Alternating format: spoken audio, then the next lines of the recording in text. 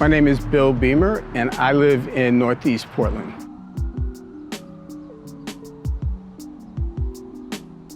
I'm pretty fortunate because I can walk and bike a lot of places. Since the pandemic, we have also used transit less. One, because I used to work downtown and I don't need to go downtown anymore. But for me, when it comes to safety, I'd say it comes from more of just life experience, understanding and scanning the environment and understanding what's happening around me.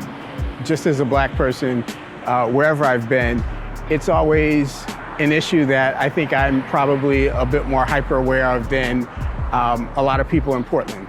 And with my daughter, it just heightens that. Transportation has been used to separate, to exclude people of color. Black people and Native Americans, especially when we think about how our movement has always been controlled. I would love for us to truly get to a point where Black and brown people, especially Black and Native people, have the opportunity to design these things, to plan these things. If they're just designed in a way where we're creating infrastructure and creating access, but not economic opportunity, we're not really addressing the inequities that are most important for Black and brown people. Change can be very difficult for people.